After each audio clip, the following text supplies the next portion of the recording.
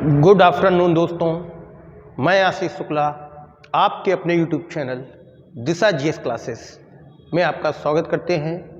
आज के क्रम में जर्नल साइंस के एग्ज़ाम ओरिएंटेड 25 बेहतरीन प्रश्नों का कलेक्शन आपके समक्ष है, जो कि पूर्व की परीक्षाओं की भांति लेखपाल की परीक्षा हो, वीडियो री एग्ज़ाम की परीक्षा हो, ग्रुप डी की परीक्षा हो, एनटीपीसी सीबीटी 2 की परीक्षा हो या सुपर टेट के 10 प्रश्नों का कलेक्शन हो, ये सभी प्रश्न हमारे प्रैक्टिस सेट से ही पूछे जाएंगे।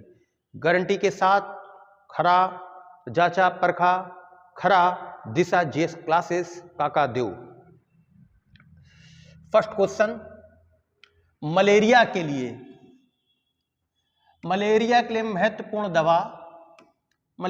महत्वपूर्ण दवा कुनैन निष्कासित होती है। कुनैन निष्कासित होती है लौंग से, लाल चींटी से, सिनकोना की छाल से, तुलसी की छाल से। पेड़ के तने के ऊपर जो हिस्सा होता है, तने के ऊपर जो लेयर होती है उसको छाल कहा जाता है। तो मलेरिया की दवा बनाई जाती है कुनैन से। और कुनैन कहां से प्राप्त होती है? कुनैन प्राप्त होती है सिनकोना की छाल से। लाल चींटी से फार्मिक एसिड का निष्कासन होता है। तो ये इसका क्वेश्चन ये हो जाएगा। दूसरा क्वेश्चन, निम्नलिखित में से कौन सा वाहक रोग का जोड़ा है? कौन सा वाहक जोड़ा है? क्यूलेक्स, फ्लोरेसिस, ग्रे मक्खी पीत ज्वर, sand fly plague, paramecium amoebiasis. तो देखिए, ग्रे मक्खी जो होम फ्लाई होती है, इससे हैजा नामक बीमारी होती है, पीत ज्वर नहीं होता। इससे क्या होता है बेटा? हैजा होता है। हैजा किसको प्रभावित करता है? हैजा आहार नाल को प्रभावित करता है। हैजा कालरा जिसको बोलते हैं, ये आहार नाल को प्रभावित करता है। हैजा बीमारी होती है। सैंड फ्लाई से प्लेग नहीं होता है। सैंड फ्लाई से क्या होता है? सैंड फ्लाई से होता है काला जार नामक बीमारी होती है। काला जार से बोन मैरो प्रभावित होता है। कौन सा शरीर का अंग प्रभावित होता है? जहां पर रक्त का निर्माण होता है, बोन मैरो। काला जार से बोन मैरो प्रभावित होती है। अस्थि मज्जा, बोन मैरो प्रभावित होती है। पैरामीशियम अमीबियासिस जो नाम का रोग पैरामीशियम से ना होकर किससे होता है बेटा? अमीबिया के कारण होता है। अमीबिया से। तो कौन सा वाहक रोग का जोड़ा सही है? पॉजिटिव क्वेश्चन पूछ रहा है। क्यूलेक्स मच्छर से फाइलोरोसिस नामक रोग होता है, फाइलोरोसिस, ये सही है, फर्स्ट सही।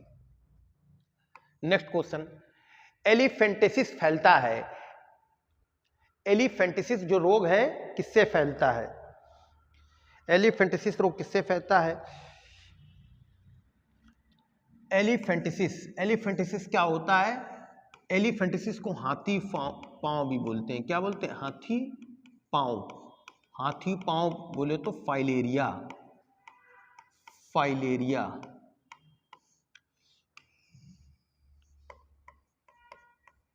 एलिफेंटेसिस, इसके 3 नाम ध्यान रखने, एलिफेंटेसिस, फाइलेरिया, हाथी पांव। ये किससे फैलता है? तो क्यूलेक्स मच्छर से फैलता है। किससे फैलता है? एलिफेंटेसिस नाम का। तो एलिफेंटेसिस का जो प्रसार होता है उस रोग का किससे होता है? क्यूलेक्स मच्छर से होता है। क्वेश्चन नंबर 4, निम्नलिखित में से कौन सा जंतु श्वसन तो करता है परंतु श्वसन का अंग नहीं है?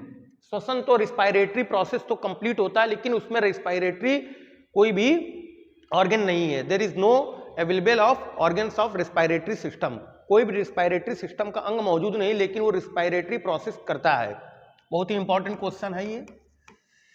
फर्स्ट ऑप्शन कॉकरोच, सेकंड मेढक का टेडपोल पार्वा ना होकर लार्वा लिखी, इसको कलेक्शन कर ली लार्वा। केचुआ उपयुक्त में से कोई नहीं। केचुआ जिसे किसानों का मित्र कहा जाता है। केचुआ श्वसन तो करता है,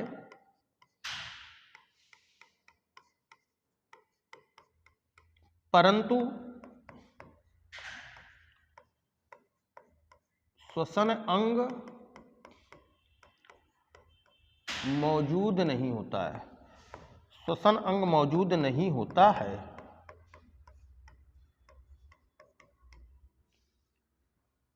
नेक्स्ट क्वेश्चन, कौन सा कीट नहीं है? कीट इंसेक्ट कैटेगरी में कौन नहीं आता? इंसेक्ट कैटेगरी में कीट में मक्खी, मच्छर, बिच्छू, कॉकरोच। मक्खी भी कीट कैटेगरी में आता है, मच्छर भी कीट कैटेगरी में आता है, कॉकरोच भी कीट कैटेगरी में आता है, जबकि बिच्छू एक प्रकार का सरीसृप होता है, रेंगने वाला जीव होता है। ये कीट की श्रेणी में नहीं आता है। बिच्छू कीट की श्रेणी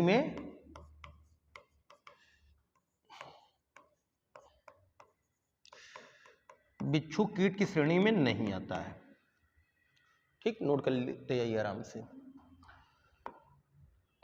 नेक्स्ट क्वेश्चन, निम्नलिखित में से कौन सा सिल्क वर्ग से संबंधित, बहुत ही आसान क्वेश्चन। सेरीकल्चर, एपीकल्चर बोलते हैं मधुमक्खी पालन को। मधुमक्खी पालन की विधि कहलाती है एपीकल्चर। पीसीकल्चर, मछली पालन। अगर ये दो आपको मालूम हो गया, इन दोनों को आपने एलिमिनेट कर लिया, ये दोनों नहीं, तो सेरीकल्चर का संबंध, सिल्क वर्ग का संबंध किससे हो जाएगा बेटा? सेरीकल्चर से हो जाएगा। क्वेश्चन नंबर 7, प्लेग किसके द्वारा होता है? प्लेग बेटा जीवाणु के द्वारा होने वाला रोग है। रेड फ्लाई के काटने से, चूहों के काटने से, उपयुक्त दोनों के काटने से, उपयुक्त में से किसी के द्वारा नहीं।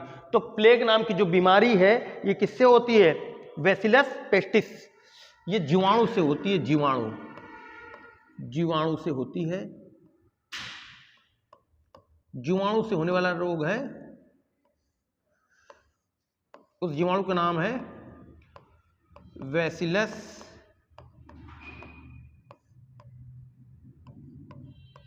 पेस्टिस। चूहे के शरीर के ऊपर पाए जाने वाले पिस्सुओं के कारण, चूहे के ऊपर पाए जाने वाले पिस्सुओं के कारण,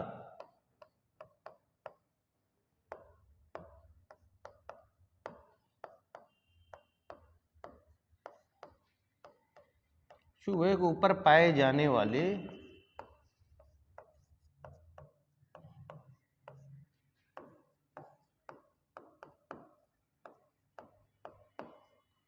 पिस्सुओं के कारण, चूहे के ऊपर पाए जाने वाले पिस्सुओं के कारण, चूहे के ऊपर पाए जाने वाले पिस्सुओं के कारण कौन सी बीमारी होती है? प्लेग किसके द्वारा होता है? जीवाणु जनित रोग है। प्लेग बेटा जीवाणु जनित रोग है। कैसा रोग है? जीवाणु जनित रोग है। किस जीवाणु के द्वारा होता है? बैसिलस पेस्टिस के कारण होता है, और चूहे की बॉडी के ऊपर पाए जाने वाले पिस्सुओं के कारण होता है। प्लेग एक जानलेवा बीमारी है, ना तो काटने से होता, ना रेड फ्लाई के काटने से होता। जब इन दोनों से होगा तो ये ऑलरेडी कट जाएगा। तो बेस्ट आंसर क्या हो जाएगा? उपयुक्त के द्वारा कोई नहीं। नेक्स्ट क्वेश्चन नंबर 8, बीसीजी का अर्थ क्या है? बैसिलस कैलामिटी ग्यूरेन, bacterial culture growth, bacillus culture growth, bacterial calculating growth. तो इसका बेस्ट आंसर हो जाएगा, अच्छा क्वेश्चन है तो ध्यान रखिएगा, इसका जो फुल फॉर्म होगा बीसीजी, बैसिलस, सी से कैलामिटी और जी से ग्यूरेन, बैसिलस कैलामिटी ग्यूरेन, बीसीजी। इससे क्या होता है बेटा? इससे टीबी होता है, टीबी नामक रोग होता है, ट्यूबरक्लोसिस नामक रोग होता है। बच्चे के जन्म से 3 दिन के अंदर बीसीजी का टीका लगाया था। बच्चे के जन्म से 3 दिन के अंदर, या दूसरे शब्दों में कहें 72 घंटे के अंदर कौन सा टीका लगाया था? बीसीजी का टीका लगाया था, उसको वैक्सीनेटेड कर दिया जाता है। डीएनए का कृत्रिम संश्लेषण सर्वप्रथम किसके द्वारा किया गया? तो खुराना के द्वारा, वाटसन क्रिक के द्वारा, कोर्नबर्ग के द्वारा, निरेनबर्ग के द्वारा। तो डीएनए का कृत्रिम संश्लेषण किसके द्वारा किया? वाटसन और क्रिक के द्वारा किया गया, वाटसन और क्रिक के द्वारा। एक दोहरी संरचना होती है डीएनए का, जो di nucleic acid, deoxy nucleic acid. DNA का फुल फॉर्म क्या होता है? Di nucleic acid. डीएनए का डबल हेलिक्स की संरचना का पता किसने लगाया था? डबल हेलिक्स संरचना का पता डीएनए की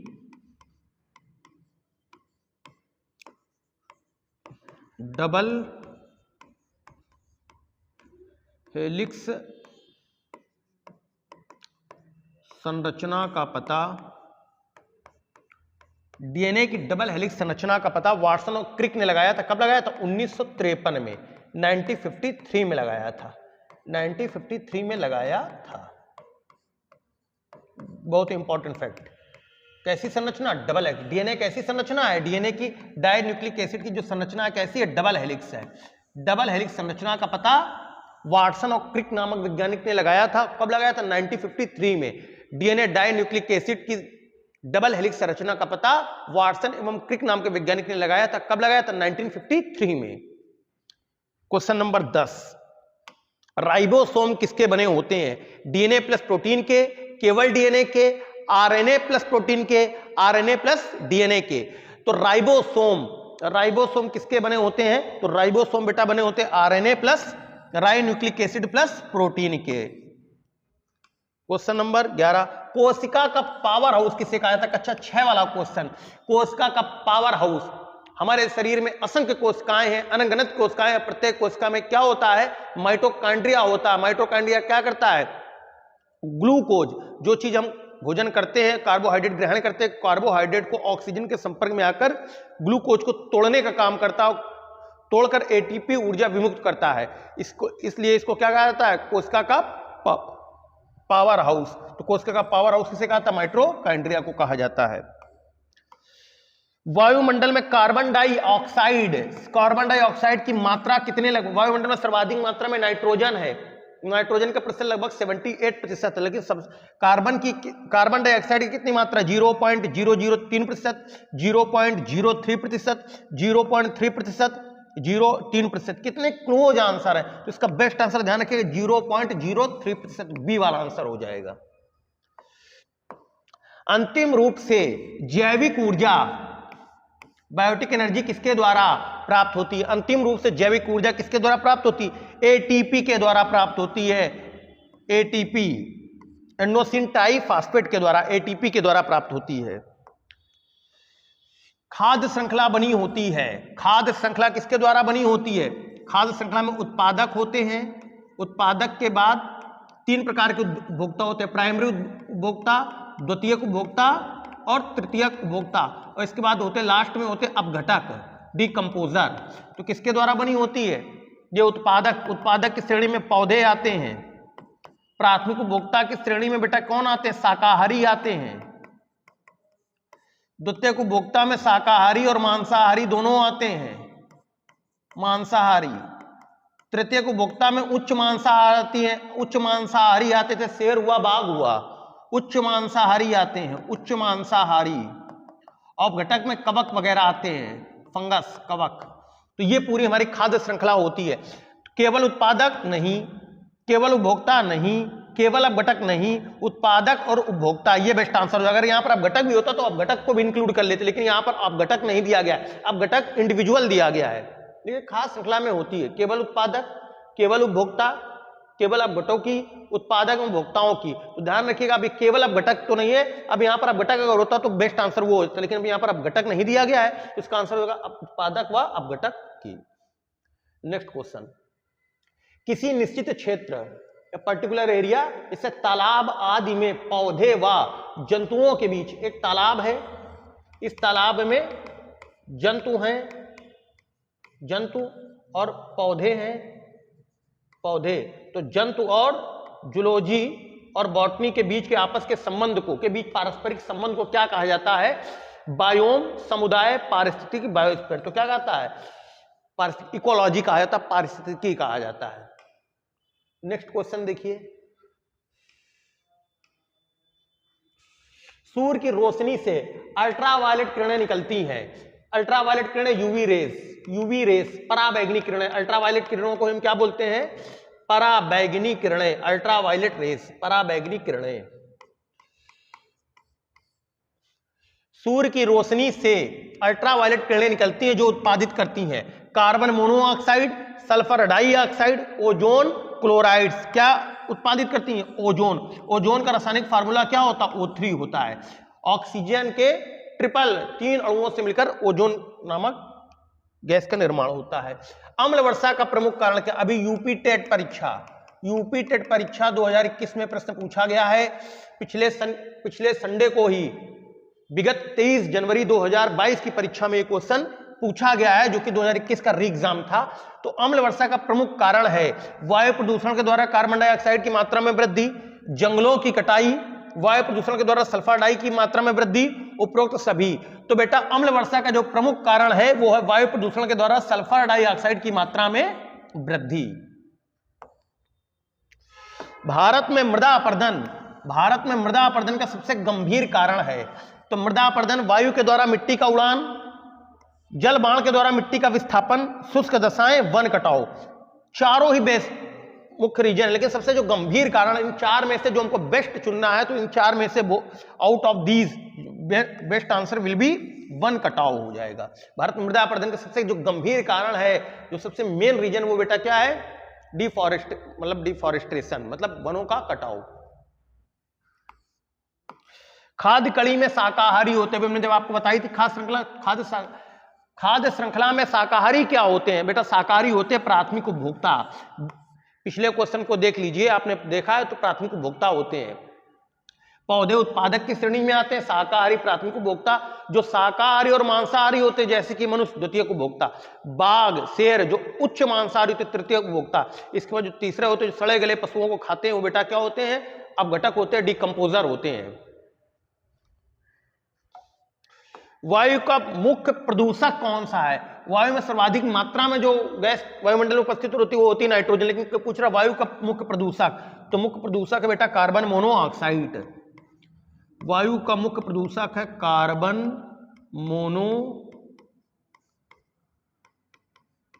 वायु का मुख्य प्रदूषक है कार्बन मोनोऑक्साइड।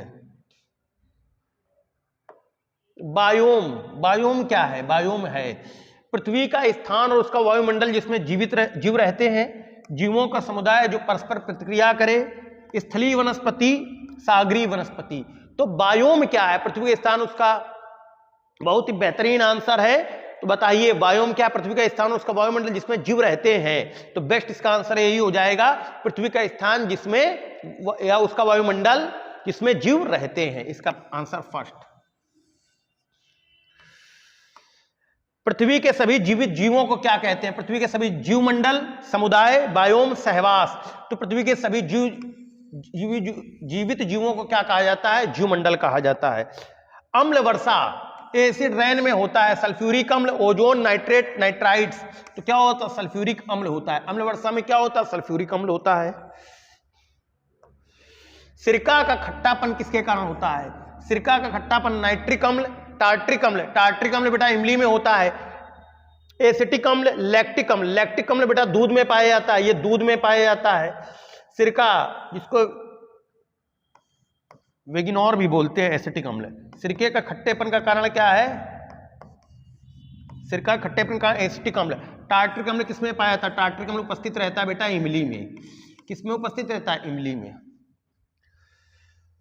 और लास्ट और अंतिम क्वेश्चन, एडवर्ड जेनर ने किसकी खोज की थी? जितना last but not least very important question, Edward Jenner ने खोज की थी स्मॉल पॉक्स की वैक्सीन के, चिकन पॉक्स की वैक्सीन के, मीजल के इम्यूनाइजेशन की, मीजल खसरा, और कॉलरा के इम्यूनाइजेशन और टीकाकरण की, वैक्सीनेशन की खोज एडवर्ड जेनर ने किसकी खोज की थी?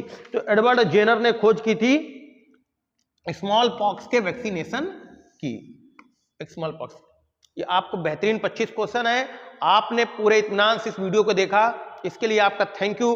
अंत में आप सभी लोगों से कहूंगा, आप लाइक करें या ना करें, लेकिन लास्ट में कमेंट जरूर करें, और कमेंट करिए आप जो फीडबैक देना चाहते हैं, पॉजिटिव या negative, you can give a feedback, जिससे कि मैं अपने नेक्स्ट वीडियो में आपका सुधार करूं। और आप साइंस में क्या पढ़ना चाहते हैं ये बात भी कमेंट करिए, हर एक बच्चा। धन्यवाद, thank you class, Vande Mataram, जय हिंद।